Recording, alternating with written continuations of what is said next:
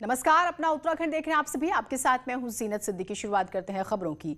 हरिद्वार महाकुंभ की अधिसूचना जारी कर दी गई है। इसका आयोजन 1 से 30 अप्रैल तक होगा, लेकिन कोरोना संक्रमण की वजह से इस बार इसका आयोजन सीमित कर दिया गया है। इस बार नीलकंठ महादेव मंदिर से लक्ष्मण झूला तक, हरिद्वार से बहादुराबाद, चीला से वीरभद्र बैराज तक, नीरगढ़ से तपोवन और नरेंद्र नगर से मुनि की रेती तक मेला क्षेत्र बनाया गया है।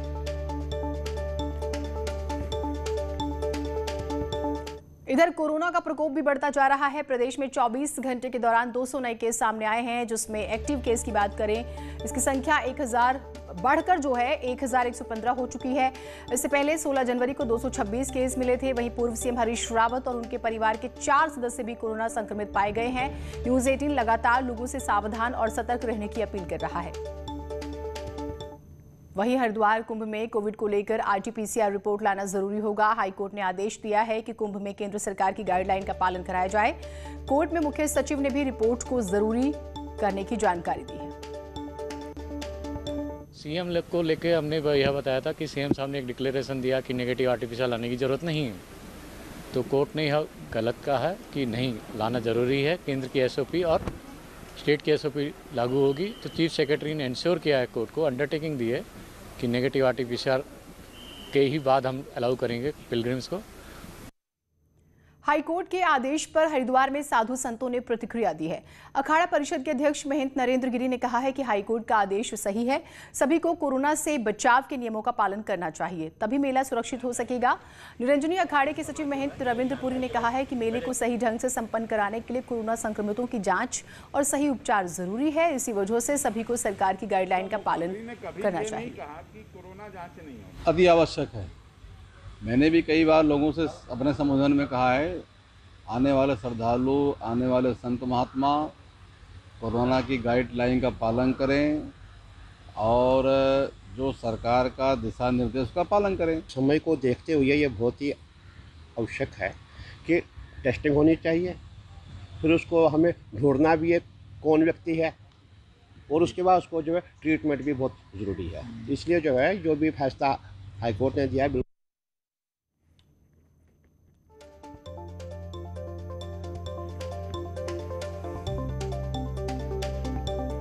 तो एक तरफ कुंभ का आयोजन हो रहा है, मेला क्षेत्र सीमित किया गया क्योंकि कोरोना बढ़ रहा है, कुछ प्रभाव पड़ रहा है ये माना जा रहा है। अधिसूचना जारी कर दी गई है और ये कहा गया है कि कोविड गाइडलाइन का पालन करना होगा और साथ ही साथ नेगेटिव रिपोर्ट लेकर भी आना होगा। तो ये चैलेंजिंग सिचुएशन है स्टेट गवर्नमेंट के लिए, अरेंजमेंट्स के लिए। आपने देखा क्योंकि भीड़ उमड़ेगी ये माना जा रहा है, उस लिहाज से अतिरिक्त पुलिस बल का भी जिक्र हो रहा है। पुलकित शुक्ला हरिद्वार से हमारे सहयोगी जुड़े हुए हैं। पुलकित, क्योंकि अधिसूचना जारी हो गई है, ग्राउंड पर आप क्या अरेंजमेंट्स देख पा रहे हैं? देखिए, कोरोना वायरस का असर जो है वो कुंभ मेले पर साफ साफ पड़ता हुआ नजर आ रहा है। अभी तक लंबे समय से कई तरह की असमंजस की स्थिति बनी हुई थी कि किस तरह से जो श्रद्धालु हैं उनके आने की क्या व्यवस्था की जाएगी, कुंभ मेले का क्या स्वरूप होगा। उसके बाद से पहले जो त्रिवेंद्र सरकार की जो व्यवस्था थी उसमें ये तय हो गया था कि जो श्रद्धालु आएंगे वो अपनी कोरोना नेगेटिव जांच के साथ आएंगे, लेकिन उसके बाद से जो भी सरकार बदलने का घटनाक्रम रहा और नए मुख्यमंत्री तीरथ सिंह रावत आए, उन्होंने उसमें काफी ढील दी और कई जगह पर उन्होंने सार्वजनिक मंचों से और कई तरह के प्रचार प्रसार के माध्यमों से उन्होंने लोगों से आह्वान किया, उन्हें आमंत्रित किया कि किसी भी तरह की लोगों को घबराने की जरूरत नहीं है और उसमें लोग जो है वो बेझिझक जो है कुंभ मेले में आ सकते हैं। और यहाँ तक कि तीरथ सिंह रावत ने ये भी कहा कि ये एक व्यवहारिक प्रक्रिया नहीं है कि लोगों को सभी लोगों की जांच की जा सके, 100% लोगों की कोरोना जांच की जा सके या उनका टीकाकरण किया जा सके। लेकिन अब जैसे ही हाईकोर्ट का ये एक आदेश आया है कि तो केंद्र की जो एसओपी है, राज्य की जो एसओपी है, उसका जो है पालन किया जाना बहुत जरूरी है, क्योंकि कोरोना वायरस फिर से एक बार खतरनाक रूप जो है कोरोना वायरस। तो कुल मिलाकर नियम जो है वो फॉलो करने होंगे। कोर्ट ने भी आदेश दिया है और स्टेट गवर्नमेंट के ऊपर भी बड़ी जिम्मेदारी है। बहुत शुक्रिया आपका तमाम जानकारियों के लिए। कोविड संक्रमण की वजह से आइसोलेशन में रह रहे सीएम तीरथ सिंह रावत ने सीमांत क्षेत्र विकास कार्यक्रम योजना बीएडीपी की समीक्षा के लिए जिलों के प्रभारी अधिकारी नामित कर दिए हैं। सचिव डी सेंथिल पांडियन को चंपावत, नितेश झा को उधम सिंह नगर, हरबंस सिंह को चमोली, दिलीप जावलकर को उत्तरकाशी और रंजीत कुमार सिन्हा को पिथौरागढ़ का प्रभारी अधिकारी बनाया गया है। बीएडीपी के तहत हर साल अच्छा खासा बजट केंद्र से आता है, लेकिन देखरेख के अभाव की वजह से अभी तक इसका ठोस रिजल्ट देखने को नहीं मिल पाया था।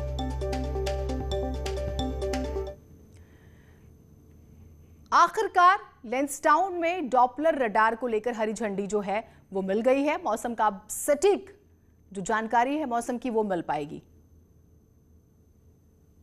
लैंसडाउन में डॉपलर रडार को लेकर हरी झंडी मिल गई है। रक्षा मंत्रालय ने मौसम विभाग को डॉपलर रडार लगाने के लिए लैंसडाउन में जमीन दे दी है। रक्षा मंत्रालय ने लैंसडाउन छावनी इलाके में डॉपलर रडार के लिए परमिशन दी है। डॉपलर रडार लगाने में सेना के नियमों और सुरक्षा मानकों के चलते लंबे समय से प्रोजेक्ट लटका हुआ था। इसके बाद राज्यसभा सांसद अनिल बलूनी ने रक्षा मंत्री राजनाथ सिंह से बातचीत भी की थी और रक्षा सचिव सहित रक्षा मंत्रालय के अधिकारियों से लगातार संपर्क में रहे। आइए अब आपको बताते हैं कि क्या होता है डॉपलर रडार। डॉपलर रडार से मौसम की सटीक जानकारी मिलेगी। 400 किलोमीटर तक के मौसम बदलाव की जानकारी मिलेगी। डॉपलर इफेक्ट का इस्तेमाल कर अति सूक्ष्म तरंगों को भी पकड़ लेता है। वैसे तो पहाड़ों में इसकी मांग लंबे समय से हो रही थी, क्योंकि प्राकृतिक आपदा के कारण यहाँ कई लोगों की हर साल जान जाती है। वहीं इस रडार के लगने से कुछ हद तक मौसम की जानकारी पहले मिलेगी, जिससे जान माल को बचाने में मदद मिलेगी। वहीं लैंसडाउन में डॉपलर रडार लगने से रुद्रप्रयाग, चमोली और पौड़ी के मौसम के पूर्वानुमान में मदद मिलेगी। देहरादून से भारती सकलानी, न्यूज़ 18। वहीं डॉपलर को हरी झंडी मिलने के बाद सीएम तीरथ सिंह रावत ने भी ट्वीट कर रक्षा मंत्री और अनिल बलूनी का आभार जताया। उन्होंने ट्वीट कर लिखा है कि माननीय राज्यसभा सांसद अनिल बलूनी जी के प्रयास से देवभूमि उत्तराखंड में रक्षा मंत्रालय ने लैंसडाउन छावनी क्षेत्र में लगने वाले डॉपलर रडार के लिए स्वीकृति प्रदान कर दी है। इस सौगात के लिए माननीय रक्षा मंत्री राजनाथ सिंह जी और सांसद श्री अनिल बलूनी जी का आभार।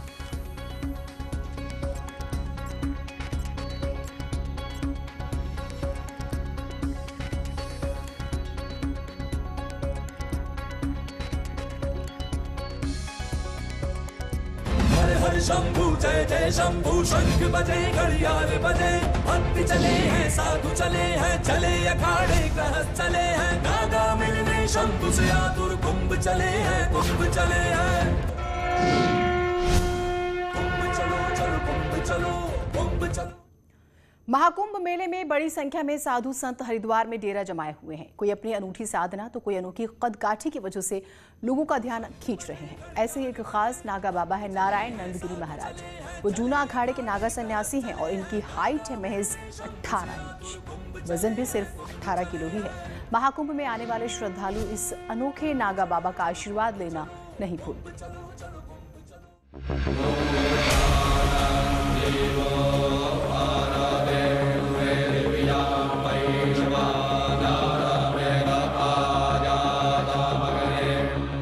हरिद्वार कुंभ में आस्था के कई रंग देखने को मिल रहे हैं।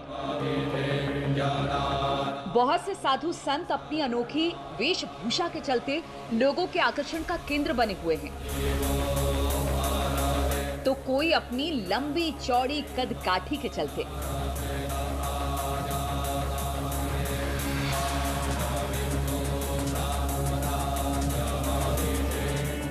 लेकिन एक नागा सन्यासी ऐसे हैं जो अपनी कम हाइट के चलते कुंभ में आने वाले श्रद्धालुओं का ध्यान खींच रहे हैं।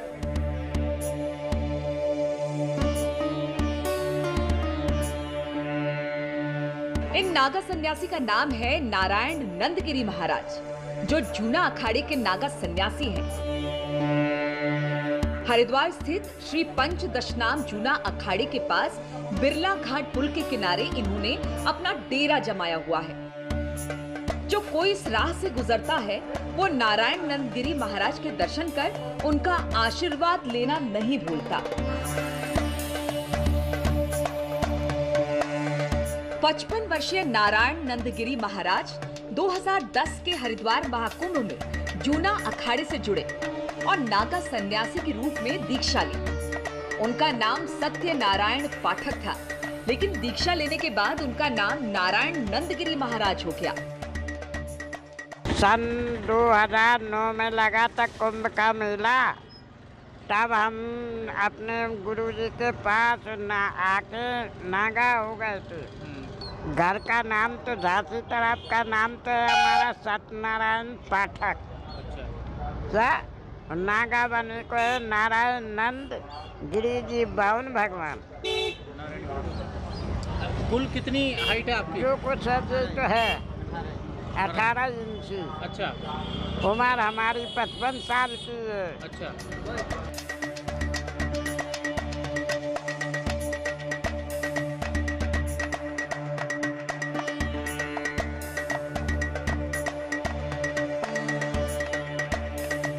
नारायण नंदगिरी महाराज का जीवन काफी कठिनाइयों से भरा रहा। जब तक उनके माता पिता जीवित थे तब तक वो उन पर आश्रित थे। उनके खाने पीने, उठाने बिठाने से लेकर सभी काम उनके माता पिता ही करते थे। लेकिन माँ बाप के गुजरने के बाद उन पर दुखों का पहाड़ टूट पड़ा। परिवार में कोई देखरेख करने वाला नहीं था। फिर इस मायावी दुनिया से मोहभंग होने के बाद उन्होंने संन्यास ले लिया। और जब तक माता पिता रहे तब तक तुम पेशाब करने के लिए झांसी से अपने घर से बाहर नहीं निकले। अच्छा। कितनी उम्र तक? उम्र तो हमारी 55 साल की हो गई है। अब माता पिता नहीं है तो अब कैसे करते हैं? जन्म ही से हैं बेटा, जन्म ही से हैं। जन्म से ही परेशानी तो है। उठाने हैं, धरना है, जब कोई उठा पाएगा, जब कोई दे पाएगा तभी खा पाएंगे, तभी पी पाएंगे। क्या अपने हाथ से कुछ नहीं कर पाते। हम तो नीचे नहीं उतर पाएंगे तख्त से। अच्छा। शिष्य उमेश कुमार उनका ख्याल रखता है। एक जगह से दूसरी जगह तक ले जाने से लेकर उठाने बिठाने तक सभी काम वही करता है। उमेश की माने तो नारायण नंदगिरी महाराज 2010 के कुंभ में भी हरिद्वार आए थे और इससे पहले वो प्रयागराज कुंभ में भी भाग ले चुके हैं। उनको सब कुछ लाना धोलाना सब कुछ करना पड़ता है। जहाँ जाते हैं वापस बात रहते हैं। जहाँ रात जाते हैं वहाँ किन स्थानों पर गए हैं, किन कुंभ में आपने भाग लिया? हमने तो इलाहाबाद यहाँ आए हैं, इलाहाबाद गए हैं। यहाँ तो दूसरी बार है। यहाँ का दूसरी बार है और इलाहाबाद कुंभ किले कहाँ जाते हैं, कैसा माहौल हो जाता है महाराज जी? बहुत अच्छा, बहुत सुंदर, बहुत भक्त दर्शन करते हैं। बहुत आनंद आता है इनको देखकर। सारे संसार को भी देखकर माथा टेकता है तो उनको भी आनंद आती है।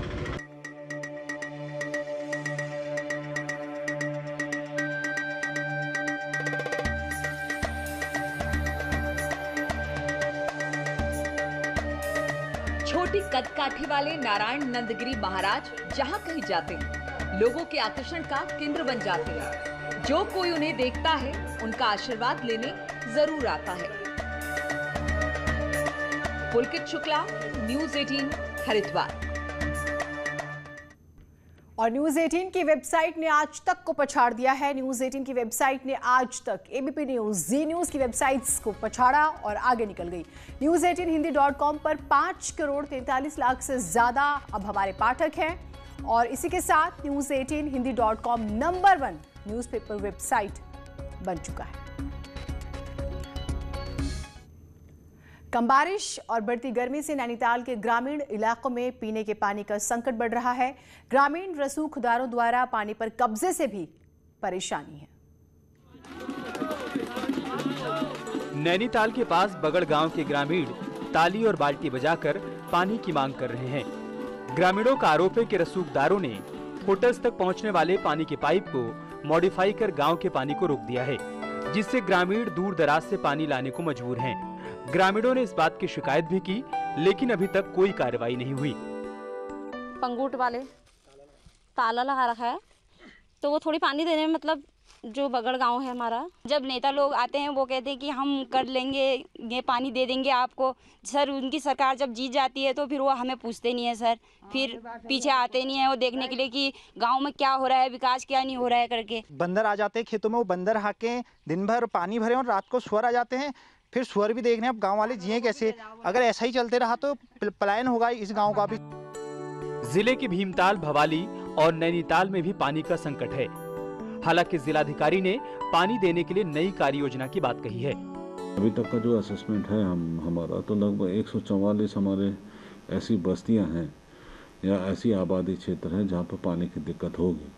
तो इसमें लगभग 50 से 60 के बीच में हम लोग अपना टैंकर्स किराए पर लेंगे और उससे उन क्षेत्रों में जहाँ पानी की किल्लत है वहाँ पे पानी को सप्लाई करेंगे। गर्मी बढ़ने के साथ पानी का संकट और बढ़ सकता है। देखना होगा कि ग्रामीणों की समस्या कब दूर होगी। वीरेंद्र बिष्ट, संवाददाता, नैनीताल। पानी को मूलभूत अधिकार कहा जाता है, लेकिन पानी के लिए कुछ इस तरह से लोग अपनी प्रोटेस्ट कर रहे हैं। हालांकि इन लोगों की डिमांड है सरकार से कि इनको पानी दिया जाए ताकि इनका जो घर है वो चल सके, जो इनके जानवर हैं उनको पानी मिल सके। उम्मीद सरकार से ये है कि आने वाले दिनों में इनको पानी मिलेगा ताकि इस तरह से इनको घंटों पानी के लिए इंतजार ना करना पड़े। वीरेंद्र बिष्ट, न्यूज़ 18, नैनीताल। हरिद्वार में हाथियों का दिखाई देना सामान्य बात है, लेकिन बीती रात एक हाथी हरिद्वार रेलवे स्टेशन पर पहुंच गया और बाद में रेल पटरी पर पहुंच गया। इसके बाद सुरक्षा कर्मियों ने हाथी को पटरी से बामुश्किल हटाया।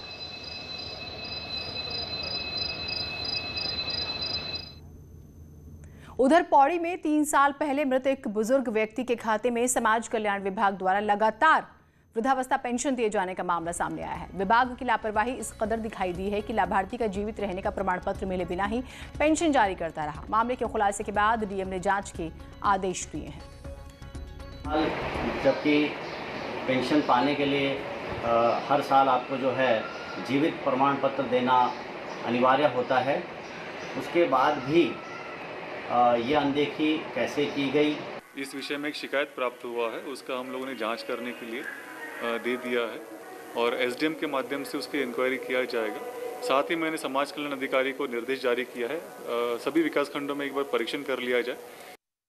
उत्तरकाशी से भी खबर है, जहां पर्यावरण प्रेमी प्रताप पोखरियाल लंबे समय से लोगों को पर्यावरण को लेकर जागरूक कर रहे हैं। एक पादप बैंक का भी निर्माण किया है। इस बैंक में 400 से भी ज्यादा पौधे लगाए गए हैं। कई पुरस्कारों से सम्मानित प्रताप पोखरियाल के परिजन भी उनके इस जुनून को लेकर उत्साहित हैं। जिला प्रशासन ने इनके इस कार्य को सराहा है और मदद के लिए भी आश्वासन दिया। काफी हरा भरा रहता पूरे ये है।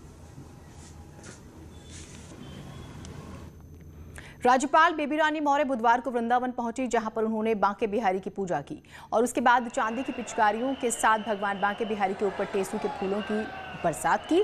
इस मौके पर राज्यपाल ने खुद को सौभाग्यशाली बताया, कहा कि वो ब्रिज की रहने वाली हैं और उन्होंने भगवान बांके बिहारी का आशीर्वाद दिया।